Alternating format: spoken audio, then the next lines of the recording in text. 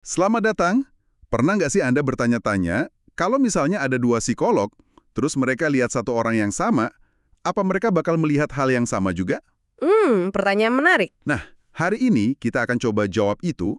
Kita akan bedah tuntas peta-peta utama yang dipakai para psikolog klinis untuk memahami cara kerja pikiran kita, dan yang lebih penting, dari mana sih sumber masalah psikologis itu datang. Benar sekali. Sumber kita kali ini itu sebuah modul pengantar tentang teori-teori besar di psikologi klinis. Jadi anggap aja kita lagi ngintip buku panduannya para terapis. Oke, Dan ini bukan sekedar teori akademis yang berdebu di rak duku ya. Peta-peta ini secara aktif menentukan pertanyaan apa yang bakal diajukan seorang terapis, bukti apa yang mereka cari, dan strategi apa yang akan mereka pakai buat bantu Anda. Pat. Jadi, misi kita hari ini adalah menjelajahi 4 cara pandang yang sangat berbeda. Ada psikoanalisis, behavioristik, humanistik, dan kognitif. 4 raksasa. Betul. Tujuannya biar Anda bisa lihat gimana satu masalah, katakanlah kecemasan, bisa didekati dari 4 sudut yang benar-benar berbeda. Ini kayak detektif yang punya 4 metode investigasi buat satu kasus yang sama. Siap? Mari kita mulai. Oke, kita bongkar satu-satu ya. Kita mulai dari yang paling klasik deh, yang semua orang pasti pernah dengar namanya. Sigmund Freud dan psikoanalisis. Freud. Ide dasarnya kan katanya, sebagian besar perilaku kita itu digerakkan oleh sesuatu di alam bawah sadar. Biasanya orang menggambarkannya pakai metafora gunung es. Metafora itu memang populer banget karena gampang dibayangkan. Puncak gunung es yang kecil dan kelihatan di atas air, itu adalah pikiran sadar atau conscious. Yang ada di kepala kita sekarang ini. Persis. Isinya adalah semua yang sedang Anda pikirkan detik ini juga. Kalau Anda sedang berpikir, oke, gunung es, nah itu pikiran sadar Anda. Cuma secuil itu ya yang kita sadari? Betul. Tepat di bawah permukaan air, ada bagian yang jauh lebih besar. Itu tingkat prakesadar atau preconscious. Gudang memori gitu. Nah, itu dia. Disinilah gudang memori Anda berada. Kenangan liburan, lirik lagu yang tiba-tiba muncul di kepala, atau nama teman SD. Anda nggak sedang memikirkannya, tapi kalau berusaha sedikit, Anda bisa memanggilnya ke permukaan. Lalu bagian terbesarnya, yang ada di kedalaman, yang nggak kelihatan itu? Itulah area tak sadar atau unconscious. Menurut Freud, ini bagian paling misterius dan paling berpengaruh. Isinya itu dorongan-dorongan primitif, naluri bertahan hidup, agresi, hasrat. Wow. Dan juga memori-memori yang mungkin terlalu menyakitkan untuk diingat, jadi sengaja dikubur di sana. Kita nggak bisa akses langsung, tapi isinya terus-menerus mendorong dan mempengaruhi apa yang kita lakukan di permukaan. Tunggu sebentar, di sumber kita ada satu fakta yang bikin saya kaget. Katanya metafora gunung es yang semua orang tahu tentang Freud, sebenarnya bukan dari dia. Nah, ini dia. Itu fakta yang menarik. Freud sendiri nggak pernah pakai analogi itu di tulisan-tulisannya. Serius? Iya, metafora itu baru populer belakangan, kemungkinan besar karena efektif banget sebagai alat bantu mengajar. Tapi Freud punya model lain yang sebenarnya lebih fundamental untuk teorinya, yaitu pertarungan 3 pihak di dalam diri kita. Id, ego, dan superego. Oke, 3 pihak ini kedengarannya kayak karakter dalam sebuah drama. Ada siapa aja? Sama, ada id. Bayangkan id ini kayak bayi yang baru lahir di dalam diri kita. Maunya cuma satu, kepuasan instan. Pokoknya harus sekarang juga. Betul. Laper, mau makan sekarang. Haus, mau minum sekarang. Nggak peduli situasi, nggak peduli aturan, dia beroperasi murni berdasarkan prinsip kesenangan. Oke, lalu lawannya? Lawannya ada superego. Ini adalah polisi moral internal kita. Isinya semua aturan, norma, dan standar baik buruk yang kita serap dari orang tua dan masyarakat. Superego itu suara yang bilang, jangan lakukan itu nggak baik, dan seringkali bikin kita merasa bersalah. Tunggu dulu. Jadi di satu sisi ada dorongan liar dari id, dan di sisi lain ada suara moral yang kaku dari superego. Apa yang mencegah seseorang jadi gila karena terus-menerus ditarik kedua arah yang berlawanan ini? Pertanyaan bagus. Disitulah peran sang manajer, yaitu ego. Si penengah. Pedur beroperasi berdasarkan prinsip realitas. Tugasnya jadi mediator. Dia mencoba memenuhi keinginan id, tapi dengan cara yang realistis dan bisa diterima secara sosial, tanpa melanggar aturan superego terlalu parah. Jadi, menurut psikoanalisis, sumber masalah kejiwaan itu ya dari perang saudara antara si ego dan superego yang nggak kunjung damai ini. Coba kita lihat contoh nyatanya. Di sumber kita ada studi kasus seorang perempuan 40 tahun dengan gangguan kepribadian ambang atau borderline. Benar, pasien ini punya pola hubungan yang sangat destruktif. Dia terus-menerus merasa cemburu berlebihan, sering meledak dalam kemarahan, dan punya ketakutan luar biasa akan ditinggalkan pasangannya. Dari kacamata psikoanalitik, ini pasti ada hubungannya sama masa lalu. Tepat sekali. Ini adalah sinyal adanya konflik masa kecil yang belum selesai dan terkubur di alam tak sadar. Jadi, terapisnya mencoba menggali masa lalunya itu. Gimana caranya? Mereka pakai hipnosis yang digabungkan dengan teknik age regression atau regresi usia. Tujuannya untuk mengakses memori-memori masa kecil yang terkunci itu. Mereka menemukan kalau pasien ini sejak kecil dilarang keras menunjukkan kemarahan. Oh. Dan dia selalu merasa takut ditolak sama orang tuanya. Emosi-emosi ini nggak hilang, tapi terkubur dan terus menyabotase hubungannya saat dewasa. Lalu bagaimana cara menyembuhkannya? Apa cukup dengan tahu sumber masalahnya? Nggak cukup. Terapis kemudian pakai teknik reparenting imagery. Dalam kondisi hipnosis, klien dewasa diminta membayangkan dirinya datang menemui versi dirinya yang masih kecil dan ketakutan itu. Jadi dia menemui dirinya sendiri di masa lalu? Betul. Si dewasa ini kemudian memberikan izin, rasa aman, dan menenangkan si anak kecil dalam imajinasinya. Proses ini seolah menulis ulang respons emosionalnya. Hasilnya, impulsivitasnya berkurang drastis dan hubungannya jadi jauh lebih stabil. Oke, jadi psikoanalisis ini fokusnya menggali masa lalu yang tersembunyi. Tapi jujur aja, ini terdengar rumit sih, butuh waktu lama dan sangat subjektif. Apa ada pendekatan yang lebih praktis yang fokus pada masalah di depan mata sekarang? Tentu ada. Dan pertanyaan Anda itu membawa kita langsung ke peta kedua, behaviorisme. Nah, ini kebalikannya ya. Betul, ini antitesis dari psikoanalisis. Kaum behavioris itu nggak peduli dengan apa yang terjadi di kotak hitam pikiran atau alam bawah sadar. Bagi mereka, yang penting adalah apa yang bisa diamati dan diukur secara objektif, perilaku.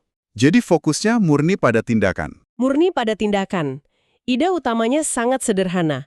Semua perilaku kita, baik yang adaptif maupun yang problematik, itu hasil dari proses belajar. Titik. Kita belajar untuk takut, kita belajar untuk berani. Persis. Kita belajar untuk malas, kita belajar untuk rajin. Semuanya adalah respon terhadap lingkungan.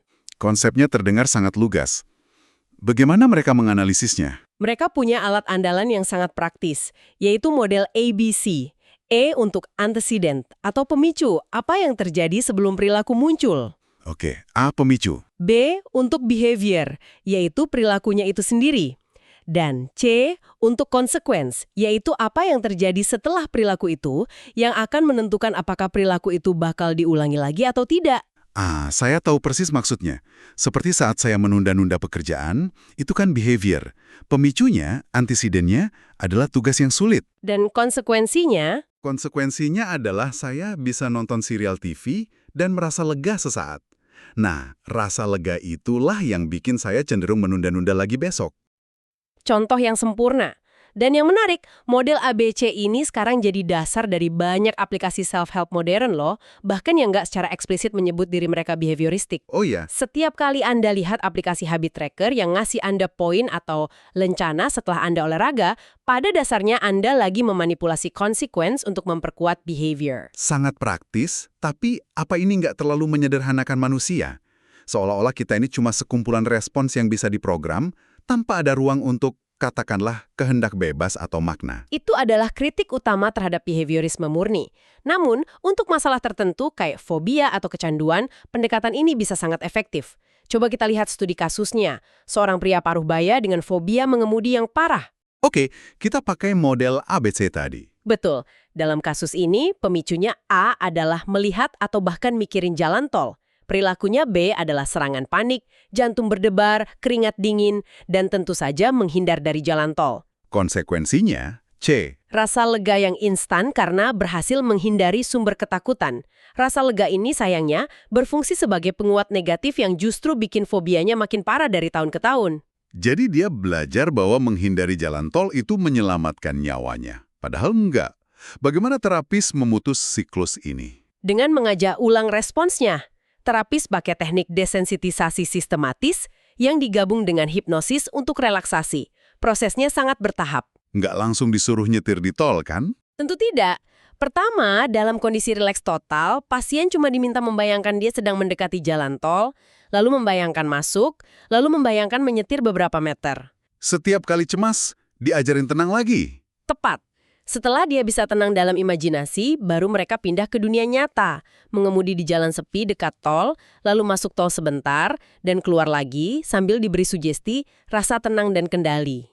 Jadi, dia secara perlahan belajar bahwa jalan tol A nggak lagi diikuti oleh kepanikan, B melainkan oleh rasa tenang, C yang baru. Tepat sekali.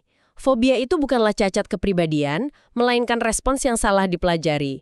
Dan karena itu hasil belajar, maka bisa juga dilupakan atau diganti dengan pembelajaran yang baru.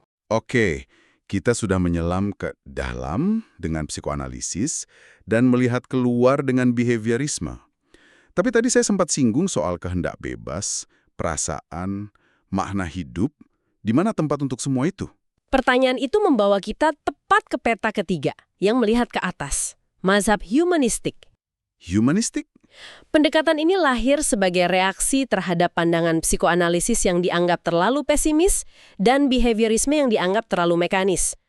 Humanistik percaya pada potensi pertumbuhan, aktualisasi diri, dan pentingnya pengalaman subjektif kita. Pengalaman subjektif? Maksudnya gimana? Maksudnya, yang terpenting bukanlah apa yang terjadi pada Anda, tapi bagaimana Anda merasakan dan memaknai kejadian itu. Terapis humanistik nggak akan bertanya apa yang Anda lakukan, seperti behavioris. Atau apa konflik masa kecil Anda seperti psikoanalis? Menurut mereka, masalah psikologis muncul dari mana? Dari incongruence atau ketidakselarasan. Masalah muncul ketika ada jurang antara siapa diri Anda yang sebenarnya dengan topeng yang Anda pakai untuk dunia. Contohnya? Misalnya, Anda sebenarnya merasa sangat marah. Itu pengalaman nyata. Tapi konsep diri Anda adalah, saya orang yang baik dan nggak boleh marah.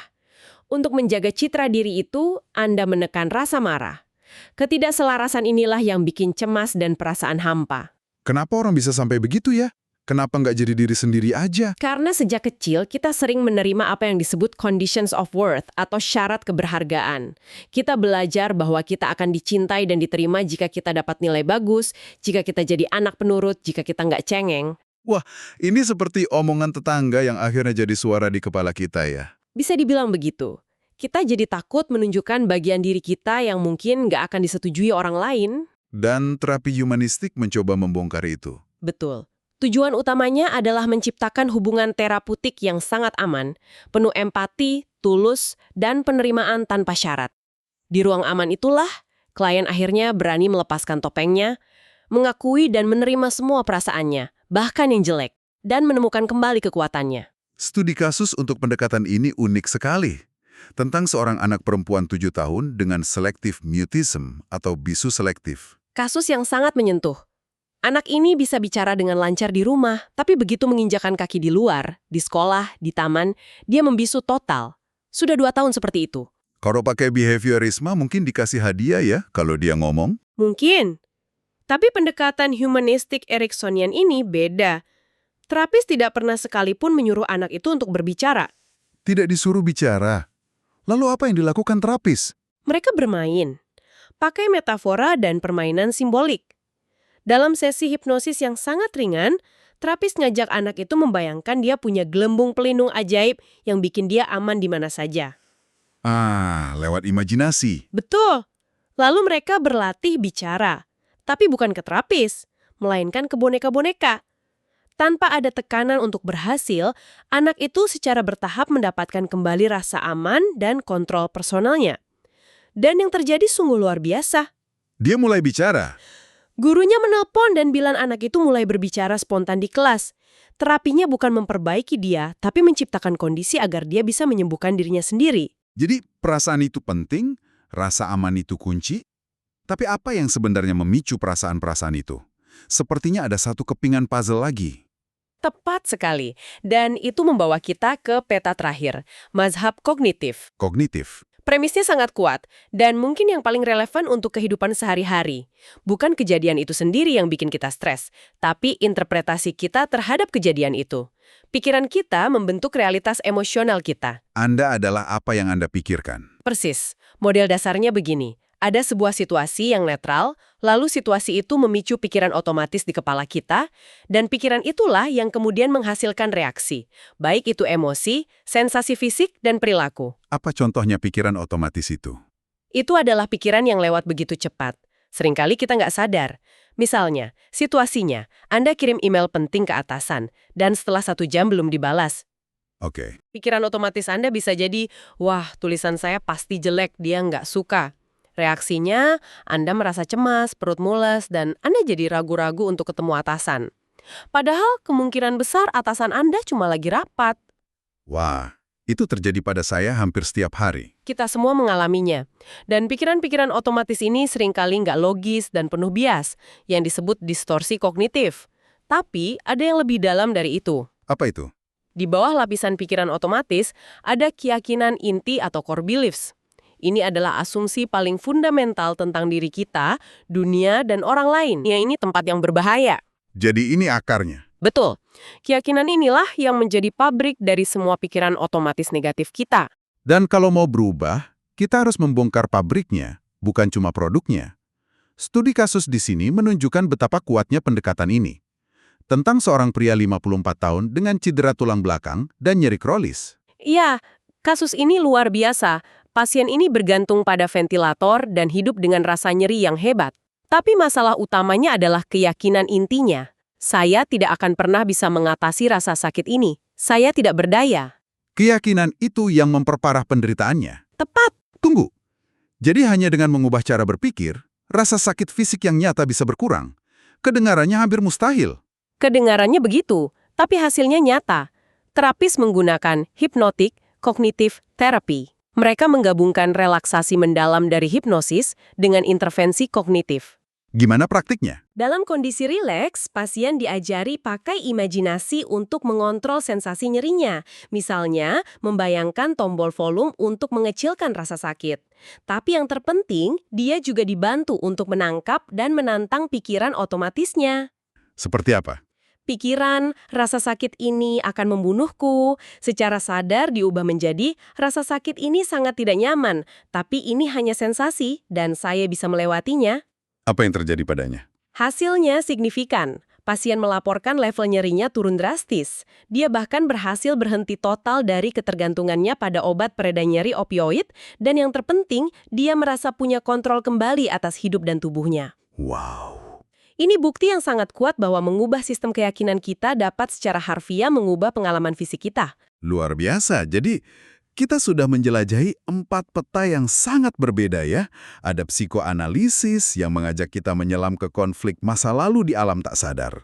Lalu ada behavioristik yang sangat praktis, melihat bagaimana perilaku kita dibentuk oleh lingkungan dan konsekuensinya.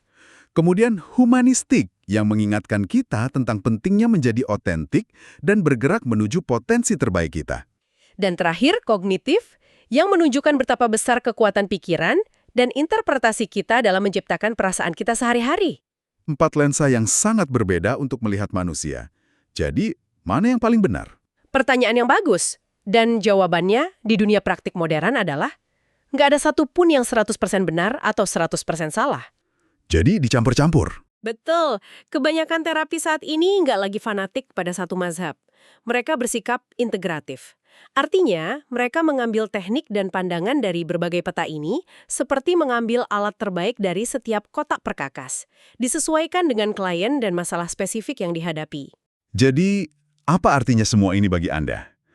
Kami ingin menutup dengan sebuah pemikiran untuk Anda renungkan. Silakan. Jika setiap teori ini menawarkan sebuah peta yang valid namun tidak lengkap tentang pikiran manusia, apa yang terjadi ketika seorang terapis mencoba menumpuk keempat peta itu sekaligus?